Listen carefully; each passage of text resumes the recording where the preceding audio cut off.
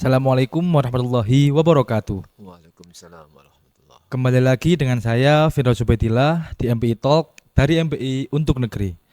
Pada kesempatan kali ini kita akan kedatangan sesosok narasumber yang sudah lama sekali melalang buana dan berkecimpung di dunia manajemen pendidikan Islam. Beliau merupakan seorang akademisi sekaligus praktisi pendidikan Islam yang sangat berpengalaman. Beliau adalah mantan Ketua STIMA Al-Hikam Malang dan telah menyelesaikan program doktor di bidang manajemen pendidikan Islam di Universitas Islam Negeri Maulana Malik Ibrahim Malang. Nah, kombinasi antara pengalaman beliau dalam memimpin institusi dan kedalaman kajian akademis yang menjadikan perspektif beliau sangat kaya dan layak untuk kita dengarkan bersama. Izinkan saya menyambut Dr. Haji Muhammad Nurholik MPD. Selamat datang Ustaz. Selamat datang Mas Firdaus. Oke, mungkin tema kita pada pagi hari ini yaitu mengenai tentang standar ideal manajemen di lembaga pendidikan Islam. Nah, mungkin akan saya buka satu pertanyaan untuk Ustadz tentang sesuatu yang sangat mendasar dalam manajemen, yaitu tentang standar manajemen. Menurut Ustadz, bagaimana jenengan memaknai standar menurut perspektif jenengan, dan juga mengapa standar itu sangat penting di lembaga pendidikan Islam? Itu sebenarnya bisa dilihat dari dua sudut pandang. Sudut pandang internal institusi kita atau sudut pandang makro. Jadi ada mikro, ada makro. Kalau secara makro adalah standar yang diterapkan secara umum. Tolok ukur atau pedoman yang diterapkan, yang bisa diterapkan di seluruh lembaga pendidikan termasuk tanda kutip yaitu LPI, Lembaga Pendidikan Islam. Sehingga ketika bicara standar manajemen pendidikan di lembaga pendidikan Islam, berarti kalau kita mengacu standar makro, ya yang bisa diterapkan di tempat lain harus juga bisa diterapkan di lembaga kita. Itu secara umum. Yang kedua yaitu standar dalam skala mikro adalah tolok ukur yang memang kita tetapkan sesuai dengan kemampuan kita. Kenapa? Karena ketika kita mau melangkah itu, dalam tradisi manajemen kan ada namanya strategi manajemen strategis. Yang mana manajemen strategi itu adalah diawali dengan analisis SWOT. Ada faktor kekuatan, ada kelemahan, ada peluang, dan ada ancaman. Kalau dalam bahasa Inggris kan ada strength, weakness, opportunity, dan threat itu. Ya. Jadi ketika kita mau menerapkan standar itu atau tolak ukur itu, kita mengukur dulu apa kekuatan yang sudah kita miliki, apa kelemahan yang hari ini juga kita miliki, itu internal, yang juga eksternal adalah faktor peluang. Bagaimana peluang bisnis kita itu, atau core bisnis kita itu, atau kegiatan kita, atau lembaga kita itu. Kira-kira masih ada peluang tidak? Yang keempat yaitu ancamannya apa?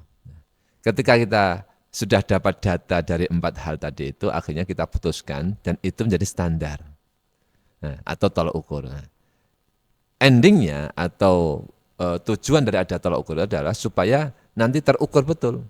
Perjalanan itu di tengah perjalanan atau di akhir perjalanan itu akan ada hasilnya dan kita bisa ukur. Karena di awal kita sudah menetapkan standarnya. Contoh, standar SDM, contoh guru atau asatid wa ustadzah. Gitu. Di awal direncanakan bahwasanya dalam 3 tahun ke depan, SDM kita 70% harus sudah bergelar S2. Nah, di pertengahan jalan atau selama 2 tahun, gimana? Kita lihat. Apakah sudah mendekati 70% atau belum? Kok ternyata 2 tahun berjalan kok masih 10%? Berarti, nah ya, kan kita bisa mengukur. Ini masih ada kesalahan. Kenapa? Seharusnya bisa terjadi karena S2 2 tahun, itu dicanangkan 2 tahun yang lalu, kenapa masih 10%? Ada yang miss. Nah ini. Itulah, jadi fungsinya standar adalah supaya lembaga itu bisa mengukur keberhasilan dia di mana, posisinya di mana, ataupun ketidakberhasilan di mana. Itu secara umum, Mas. Oke, baik, terima kasih Tad. Mungkin kalau standar tadi untuk mengukur Ya, oke. begitu nggih. Nah, terus mungkin ada beberapa aspek dalam standar idealnya manajemen di lembaga pendidikan Islam yang kami soroti mungkin ada beberapa seperti kurikulum, SDM, Mm-mm. keuangan itu yang menurut kami sentral. Nah, Mm-mm. mungkin yang akan kami tanyakan pertama adalah mengenai tentang kurikulum. Mm-mm. Nah, eh, dalam kurikulum tersendiri menurut pengalaman jenengan itu bagaimana cara membuat kurikulum yang relevan, yang cocok dan yang bisa dijalankan oleh seluruh stakeholder di lembaga pendidikan. Oke. Baik, memang sudut pandang orang ketika melihat kira-kira apa yang paling urgen di suatu lembaga pendidikan. Kalau tadi Mas Firdaus menyebutkan ada kurikulum, ada SDM, ada keuangan, itu ya. Oke. Ada juga yang mengawali dengan adanya leadership. Sebenarnya begitu. Artinya ini nanti akan saya arahkan ke kurikulum dulu. Jadi diawali adanya leadership atau kepemimpinan. Kenapa? Kalau unsur keuangan, kurikulum itu kan barang mati kan. Artinya bukan yang dikelola itu sesuatu yang sudah pakem. Tapi kalau unsur SDM dan termasuk adanya leadership itu kan orang. Nah, maka lembaga itu sebenarnya berawal dari adanya orang dulu. Ada SDM dulu. Jadi ada SDM, salah satunya itu leadership. Oke. Nah, ketika leadership sudah ada, terus SDM sudah ada. Kalau kita melangkah di POAK itu kan PO-nya, planningnya sudah ada, organizing-nya sudah ada, penentuan orangnya juga ada, tupoksnya sudah ada. Nah, masing-masing ini kan punya peran. Salah satunya nanti kalau di bidang di lembaga pendidikan ada namanya waka kurikulum. Nah, kenapa? Ini sangat urgen juga, betul. Ini sangat urgen. Artinya salah satu komponen utama dalam lembaga pendidikan adalah kurikulum. Karena kegiatan pendidikan itu akan tercover, tercakup dalam makna kurikulum. Apapun yang akan dilakukan oleh lembaga pendidikan itu tercakup dalam makna kurikulum. Sehingga suatu lembaga pendidikan ketika dia sudah berniat untuk mendirikan lembaga pendidikan A, contoh kita mendirikan MTS, Madrasah Sanawiyah. Berarti ini kan setara SMP. Cuma ini di bawah Kemenak. Berarti kita sudah akan pertama mencermati bagaimana kurikulum nasional dulu. Apa yang harus kita terapkan di MTS itu secara makro. Contohnya, harus ada bahasa Indonesia, harus ada matematika, contoh begitu, secara makro. Ya, secara mikro, kita juga punya tujuan. MTS kita itu apa distingsinya dengan MTS yang lain? Karena kita sudah mengawali dengan SWOT kan, di daerah kita itu ada berapa MTS, ada berapa SMP, terus mereka itu ciri khasnya apa, MTS A, B, C itu apa. Nah, kita yang lembaga yang akan berdiri kira-kira punya ciri khas apa, distingsinya apa, keunikannya apa. Kita bukan hanya cari perbedaan, bukan, tapi sesuatu yang belum dibidik oleh orang lain. Itu nanti akan kita desain, kita rancang dalam kurikulum. Apakah kurikulum yang tersampaikan secara langsung, yang kita ajarkan, ataupun kurikulum yang disebut dengan hidden kurikulum, yaitu kurikulum tersembunyi. Karena tadi saya awali bahwasanya seluruh kegiatan sekolah itu akan tercakup dalam namanya kurikulum. Nah, oke. Jadi kita bukan hanya sekedar cari distingsi, bukan hanya sekedar cari perbedaan, bukan. Supaya berbeda tidak, tapi memang inilah kita harus, kalau sama-sama mengerjakan sesuatu yang sama, kualitasnya sama, bentuknya sama, ya kita nggak ada bedanya. Kita akan kalah dengan lembaga lain yang mungkin yang lebih duluan, lebih senior. Sehingga tadi itu saya katakan, itu akan kita rancang, kita desain. Ternyata distingsi kita adalah contoh. MTS kita itu mata pelajarannya secara umum 70% sama. Tapi ada muatan lokalnya yang kita angkat ini. Yang mana nanti siswa-siswi kita akan mendapatkan mata pelajaran ini, dan ini satu distingsinya, perbedaannya, keunikan kita. Contoh, mereka memahami yaitu bukan hanya kalau Quran banyak ya, memahami teknologi, contoh begitu. Karena usia MTS saya kira sudah bisa dipacu untuk diarahkan pada teknologi. Kalau masalah di MTS kan pelajaran fikih ada, Quran hadis ada, SKI ada. Artinya keagamaan sudah cukup. Nah, oke, kita distingsinya apa? Yaitu anak-anak yang punya basic yaitu tentang teknologi. Nah, itu kita rancang. Kita rancang, ya jelas ketika merancang kurikulum tetap mengacu pada kebijakan nasional. SMP itu berapa jam pelajaran, terus durasinya berapa. Nah, oke, ketika kita sudah masuk pada ranah materi, itu kita juga mempertimbangkan ranah keluasan sama ranah kedalaman. Oke, dalam menyusun kurikulum begitu, Mas. Jadi kira-kira materi apa saja yang mereka harus kaji, terus sedalam apa. Itulah nanti yang akan menentukan berapa jam itu diajarkan. Oke ya, oke itu satu. Yang kedua, setelah materi dan ranah keluasan kedalaman sudah kita bicarakan, baru mempersiapkan SDM. Otomatis, ini yang mengajar siapa? Oke, itu nanti di SDM otomatis nanti ada faktor, ada beberapa langkah kan. Di SDM itu ada rekrutmen, ada seleksi, ada pengembangan, ada latihan, sampai nanti bagaimana pemberdayaan SDM itu dengan baik. Itu. Jadi nomor 2 itu mempersiapkan SDM, dan yang ketiga juga infrastrukturnya, sarana prasarana harus mendukung. Nah, kalau 3 hal ini bisa terpenuhi minimal ya, kalau masalah dana itu otomatis ya.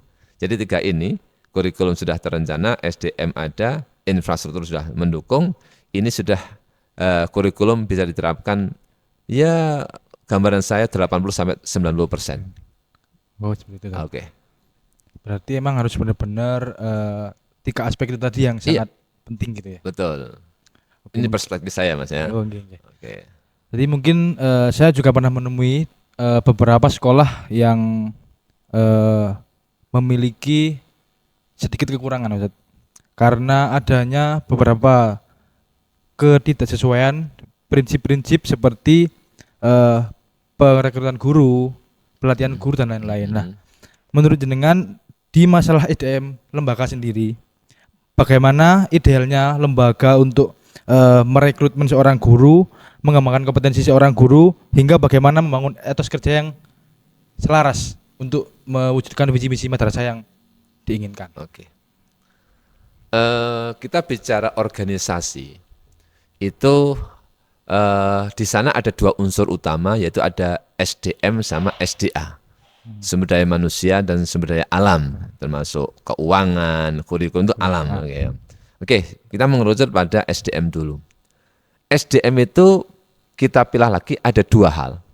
Ada kompetensi, ada keinginan atau kemauan.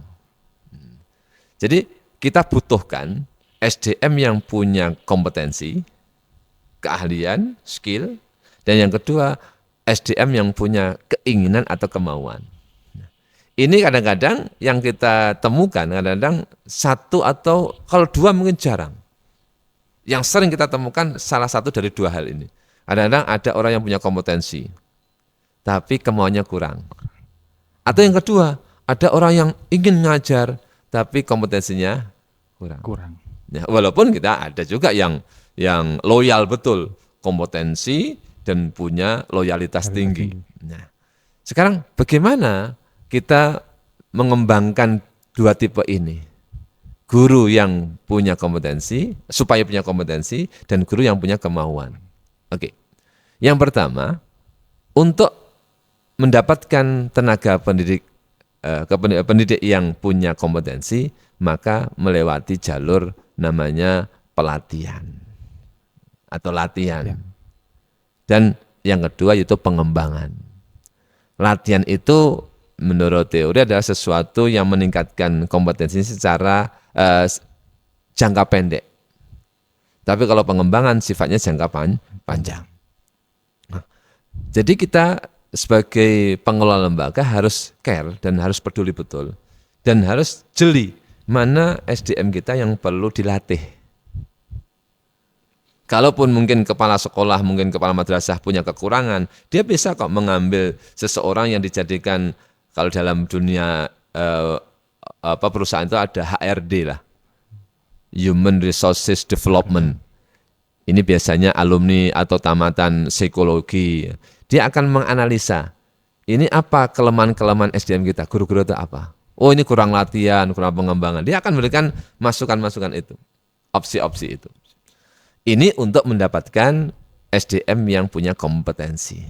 Yang kedua, bagaimana kita mendapatkan guru yang punya keinginan atau kemauan. Ini biasanya identik dengan salary atau insentif, atau kompensasi. Kalau dalam bahasa manajemen sumber daya itu ada kompensasi. Kompensasi itu salah satunya itu ada gaji, ada upah, ada insentif itu. Nah, itu diukur. Ketika kita mau mendirikan lembaga itu, kita juga harus siap dengan beberapa persoalan yang nanti akan datang. Ketika kita mengangkat guru, otomatis kita akan menyiapkan salary-nya, insentifnya kan. Enggak mungkin kita hanya minta tenaganya tanpa kita berikan kontribusi atau kompensasi tenaga yang diberikan itu. Sehingga yayasan itu perlu memikirkan dari mana kompensasi guru-guru itu, seberapa besar kompensasi itu harus dipersiapkan. Nah, oke. Kalau kedua ini akan dilakukan dan itu diinisiatif oleh lembaga atau pengelola pendidikan, maka akan mendapatkan guru-guru yang punya kapasitas, punya kompetensi, punya skill, dan yang kedua dia loyal. Nah, itu. Lewati pelatihan, pengembangan, dan peningkatan kesejahteraan lewat kompensasi. Oh, baik, terima kasih Ustaz. Berarti emang harus benar-benar memberi reward lah dengan kinerja yang kesempatan terhadap guru tersebut, begitu ya tadi. Oke. Nah ini mungkin selanjutnya kita spesifikkan ke jenengan yang pernah menjadi kepala atau ketua STEM Alika Malang. Contohnya mungkin begini Tat, sudah sangat tidak mungkin bahwasanya uang itu adalah hal yang sangat dibutuhkan sekali oleh lembaga, baik untuk pengembangan infrastruktur ataupun lain-lain. Nah, jenengan sebagai seorang manajer, bagaimana cara jenengan mengatur keuangan sebuah lembaga agar bisa memenuhi target-target yang ada di lembaga tersebut? Baik. Pertama perspektif keilmuan dulu. Tadi memang dikatakan uang itu ada yang mengatakan uang bukan segala-galanya, tapi segala-galanya perlu uang itu. Itu memang betul itu. Hari ini semuanya mesti bermuara pada keuangan itu. Jadi keuangan itu kalau kita lihat SNP, Standar Nasional Pendidikan, masuk dalam salah satu standar itu. Ya, standar pembiayaan. Artinya apa? Memang lembaga itu sekarang sebelum berjalan sudah mempersiapkan dulu bagaimana keuangan yang ada. Saya contohkan. Dulu saya pernah pengalaman diutus oleh pimpinan sebelumnya itu untuk menyusun proposal pengajuan prodi baru. Saat itu, seingat saya prodi MPI ini. Prodi MPI ini kan berdiri tahun 2015. Nah, berarti 11 tahun yang lalu. Sekitar tahun 2014 saya disuruh untuk menyusun proposal, akhirnya saya buat. Ternyata di sana ada salah satu syarat untuk mengajukan prodi MPI, maka salah satu syaratnya harus melampirkan rekening atas nama lembaga STAIMA Alikam minimal 300 juta. Nah, oke. Jadi dulu, kalau sekarang saya lihat dan saya cermati kebijakan terbaru untuk mengajukan satu prodi itu minimal lembaga punya minimal 500 juta. Saya pikir sebenarnya apa urgensinya? Oh ternyata itu untuk menjaga stabilitas.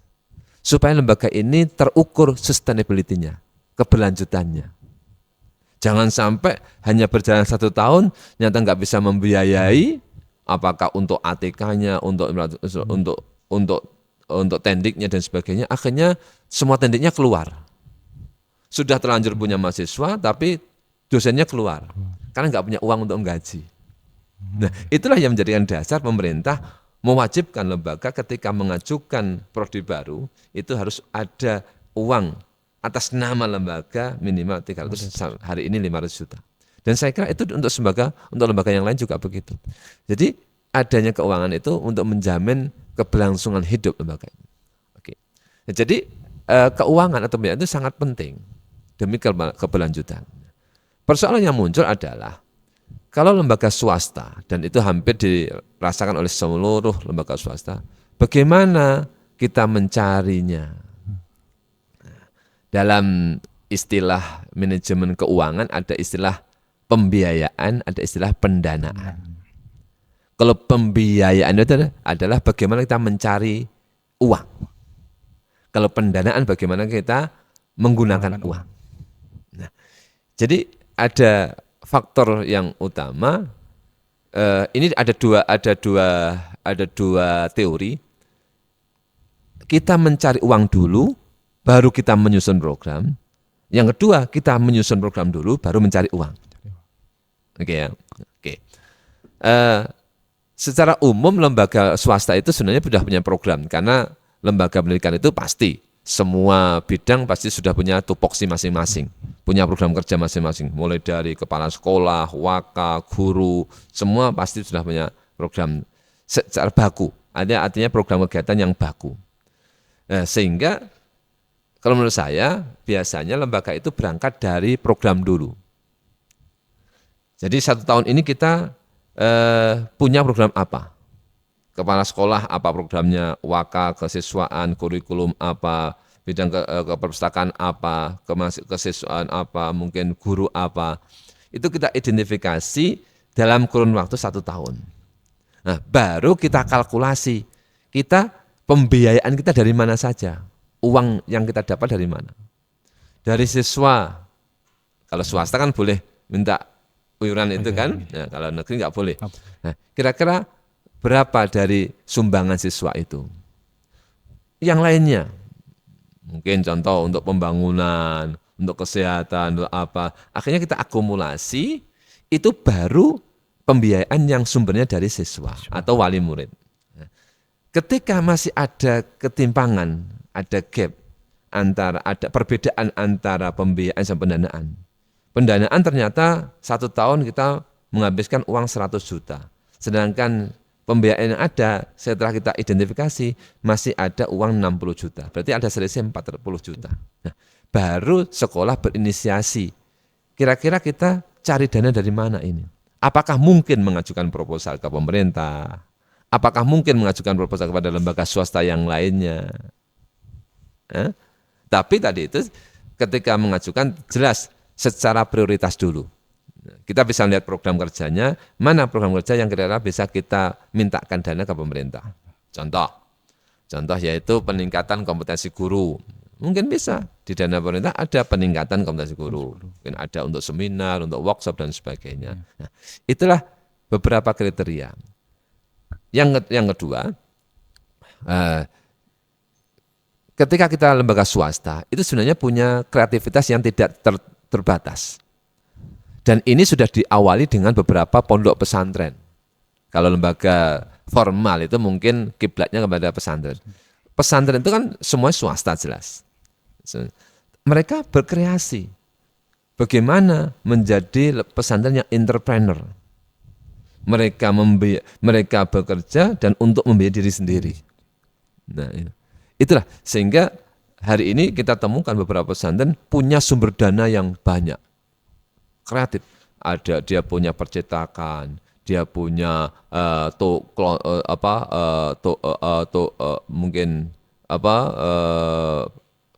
penggilingan padi, mungkin punya sawah, punya ini, punya itu.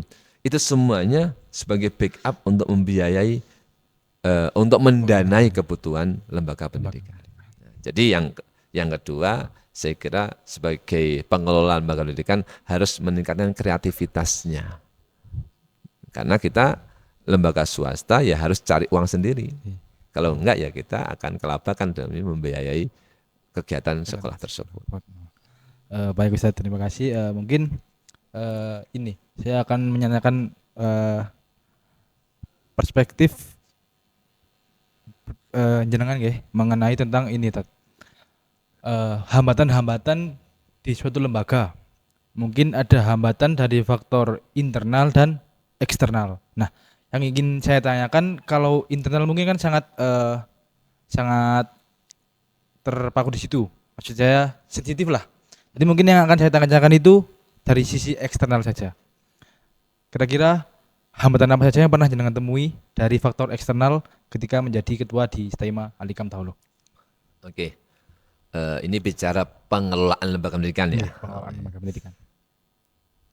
Kalau bicara hambatan atau kendala yang dihadapi pengelola secara eksternal, itu yang pertama biasanya muncul kompetitor-kompetitor baru.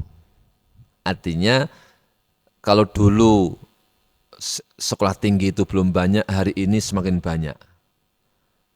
Rasionalnya adalah dalam pendidikan itu ada namanya angka partisipasi kasar, APK. APK itu gini gambarnya gini. Contoh, kalau hari ini anak usia SD itu kan umur 6 sampai 12 tahun. Jadi Badan Statistik Nasional itu punya datanya. Di Indonesia, anak yang seharusnya masuk SD, anak yang hari ini, tahun 2026 yang umurnya 6 sampai 12 tahun itu berapa juta? Contoh, terdapat data di Badan Statistik Nasional BSN itu umur 6 sampai 12 tahun, tahun 2026 ada 25 juta. Contoh. Ternyata yang terserap di SD, termasuk di MI, artinya ukuran 6 sampai 12 tahun, itu ternyata hanya 20 juta yang sekolah di SD secara akumulasi ya. Nah, berarti APK-nya itu ya 20%, 20 juta itu berapa persen dari 25 jutanya. Nah, itu. Nanti ketemu APK. Oh, ternyata APK untuk anak usia SD atau MI dari 25 juta yang sekolah hanya 20 juta. Nah, artinya 20 juta itu kalau nanti muncul sekolah baru berarti akan terbagi lagi kan? Ya kan? Contoh gini, di Lowokwaru ini ada SD, ada MI jumlahnya 5. Anak usia belajar 6 sampai 12 tahun di Lowokwaru ini ada 1.000 orang. Berarti 1.000 dibagi 5 kan logikanya. Berarti dapat 200. Kalau nanti muncul sekolah baru, berarti dibagi lagi 6. Kalau yang muncul 2 lagi, berarti dibagi 7. Nah, itu rasionalnya. Itu hambatan yang utama. Jadi munculnya kompetitor baru. Oke. Yang kedua, kompetitor itu kadang-kadang mereka betul-betul konsisten dengan distingsinya, dengan keunikannya itu. Mereka kreatif. Hari ini mungkin banyak lembaga-lembaga yang kreatif. Ya. Contoh Sabilillah, bertaraf internasional, contoh begitu. Contoh di Gunung Legi itu ada SMK internasional Muhammadiyah itu. Oh, itu juara sekian. Nah, jadi itu menjadikan masalah kendala yang juga harus kita pertimbangkan. Sehingga kendala itu walaupun akan menjadikan introspeksi diri kita. Apakah kita sudah bekerja lebih atau masih belum? Tapi tadi yang pertanyaannya kan apa kendala eksternalnya kan? Nah, kebanyakan begitu.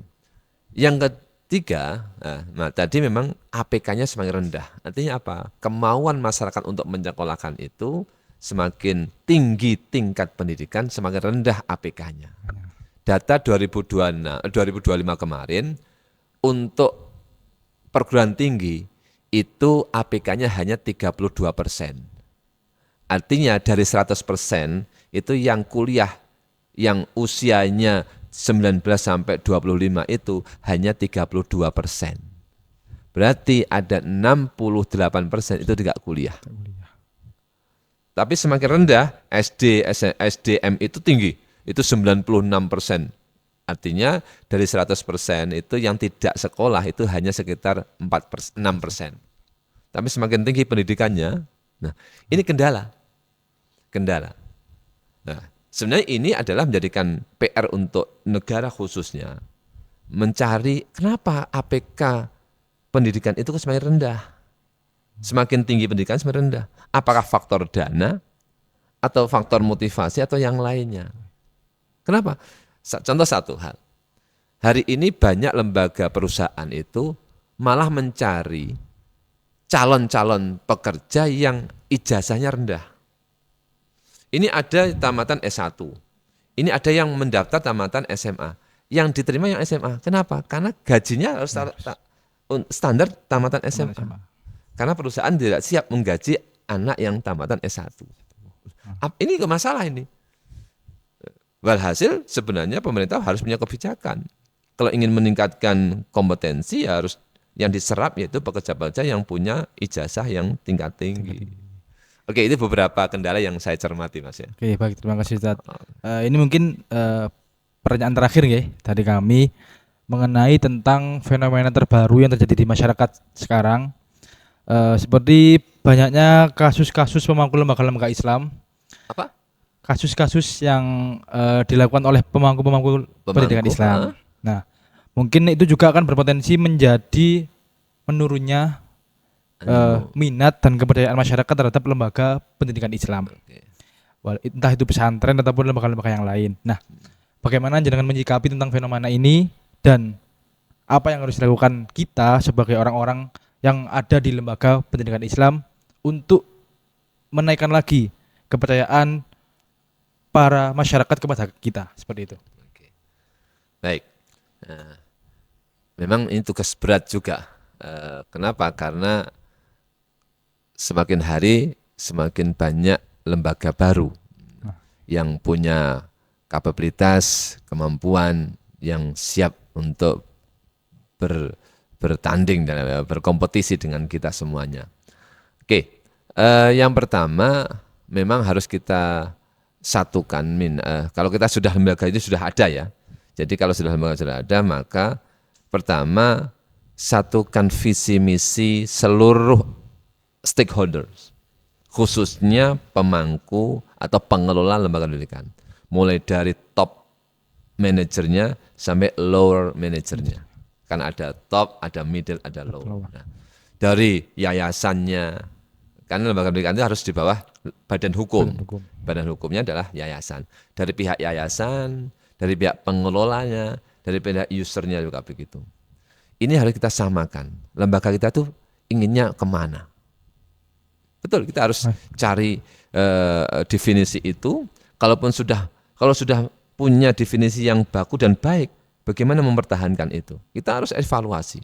Kalau ternyata di tengah jalan sudah melenceng, harus kita luruskan lagi.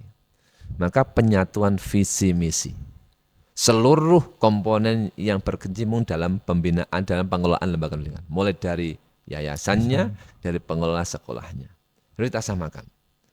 Dan harus punya komitmen. Nah, jadi komitmen untuk kembali kepada visi misi yang telah ditentukan itu. Oke. Terus pasti di sana ada SDM-SDM yang mungkin punya kekurangan. Bukan berarti itu kita hilangkan, tidak. Tugas kita kalau ada SDM yang mungkin perlu ditingkatkan, maka lembaga berinisiasi untuk mengembangkan tadi itu lewat pelatihan, lewat pengembangan, termasuk menyiapkan dengan kompensasi yang layak dan standar untuk mereka. Yang terbaru kemarin atau tadi pagi saya lihat itu, jadi ternyata kompensasi guru termasuk dosen-dosen swasta itu masih di bawah standar. Kemarin saya lihat itu di mana. Nah, ini kan menjadikan kendala. Dan mayoritas lembaga pendidikan Islam kita itu adalah swasta. Negeri sama swasta kan berapa persen? Mungkin 40 banding 60. Nah, ya, MTS negeri, MTSN dibanding MTS, MIN sama MI, PTKIN, perguruan tinggi keagamaan Islam negeri dibanding PTKIS itu lebih banyak PTKIS. Di Jawa Timur aja perguruan tinggi Islam itu yang swasta itu ada 200-an hari ini. Oke, jadi itu kendalanya harus pertama penyatuan visi misi semua pengelola mulai dari yayasan sampai bawah. Yang kedua membangun komitmen. Bagaimana seluruh SDM ini berkomitmen. Yang ketiga, tidak berhenti untuk improvisasi. Mungkin bisa mengambil prinsipnya TQM ya, Total Quality Management atau manajemen mutu terpadu itu ada istilah 3. Ada fokus pada pelanggan, artinya apa? Lembaga harus meningkatkan kompetensinya untuk menjawab kebutuhan keinginan pelanggan kita apa. Yang kedua, proses yang tidak berhenti, continuous proses, berkembang terus secara dinamik. Dan yang ketiga, keterlibatan total, mulai dari pucuk pimpinan sampai bawahannya. Saya kira itu yang tepat untuk menjawab tantangan hari ini supaya lembaga pendidikan kita itu bisa eksis dan berkembang dan diterima oleh masyarakat. Oke, baik, terima kasih. Mungkin cukup itu yang bisa kami tanyakan kepada Ustadz. Semoga diskusi kita pada pagi hari ini menjadi refleksi untuk kita semua yang hidup di lembaga pendidikan Islam, bisa memberi manfaat, bisa memberi hikmah, dan juga semoga kita semua diberi kesehatan dan kelancaran. Dan juga untuk para pemirsa yang ada di rumah, jangan lupa mari bergabung bersama kami di Prodi MPI. Caranya bisa kalian lihat di www.alhikam.ac.id. Untuk lebih lengkapnya silakan kalian cek di sana ya. Baik, mungkin terakhir dari kami, apabila ada kurang kata, salah etika atau tutur kata, kami mohon maaf sebesar-besarnya. Assalamualaikum warahmatullahi wabarakatuh. Waalaikumsalam warahmatullahi wabarakatuh.